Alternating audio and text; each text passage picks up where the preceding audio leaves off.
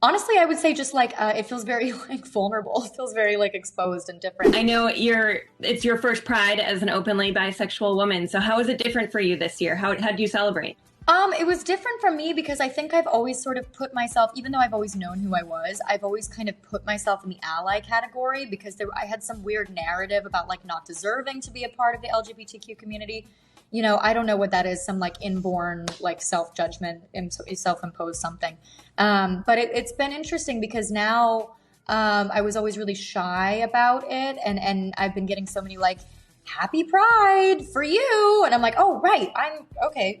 I'm not an ally. I'm a part of this. I'm not just an ally.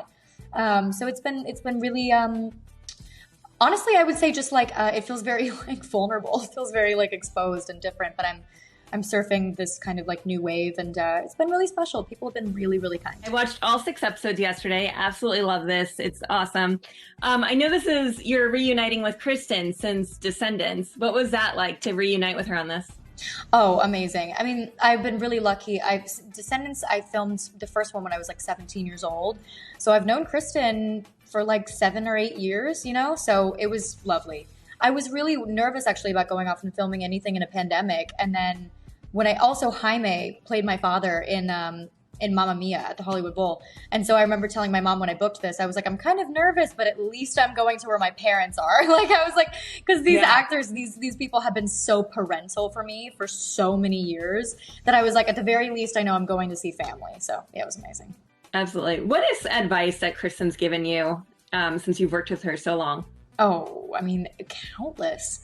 Truly countless. Like it's one of those rare, I feel like most people who know each other and work together see each other like once a year, kind of know each other. Kristen and I like actually have really always been able to like keep up a real life relationship. So I don't know. The advice feels like a never ending stream. I feel like it'd be really hard to fetter out. She gave me a necklace once that said the wise avoid the wicked. And she gave that to me in a time where I was really transitioning out of like a very dark space with somebody. And so I feel like I think about that quite often when I think of her. Just in terms of surrounding yourself with like the most positive, supportive people. She's really drilled into my head that your environment like makes or breaks you. So yeah. I love that. The show has such star power in it, including yourself. But were you starstruck by anyone else on the cast that you didn't know yet? Yes. Specifically, I was terrified of Cecily when I met her. I was like, she's a force, right? Like, and her brain just works like nobody else that I've ever met. And I've been such a fan of hers for so long. I'm a huge fan of women in general, just the concept of women. And then like comedic women, like I would say like Cecily and like Julia Louis-Dreyfus and like, Amy Poehler, like those kind of people are the people that I would be like, I'm so sorry for breathing your air. Like those are true queens in my opinion. So I was terrified to meet her and she was lovely. Like, I mean, just so lovely. And then also Alan. I am a massive, like, I'll like pull down my shirt and I have like an Alan Cumming tattoo, like big Alan fan. And that was so special for me because I got to spend probably the most time with him off set. And he was just so lovely and is now a real life friend. So yeah, that was really special. That's awesome. Do you think we'll see you hosting SNL? I know you worked with Lauren Michael now and Cecily. Imagine if I was like, yeah, if I feel like it. I mean, listen, I'm literally sitting here in my house every day being like, please, like, I would love to host SNL. That's a lifelong dream. That's one of those things that, like, hopefully I'll be so lucky to even be considered to do that. So, yeah, I mean, that would be a dream. I know Keegan's character was nervous about your age gap during a scene we saw. In real life, there's quite an age gap there. How did you guys make it more comfortable for each other? Or did you just not even think about it? It is so funny. It's such a crazy pairing. When I heard that it was Keegan, I was like, that is going to be hilarious. Because we're so, like, it's just the last two people you would ever pair together.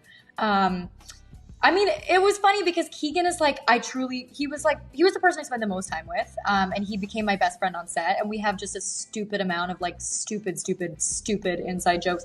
Because truly, I think when you're so like kismet with somebody, you just become sort of like ageless. And those things kind of like, disappear. I felt the way that I feel with him with like my like kid cousins.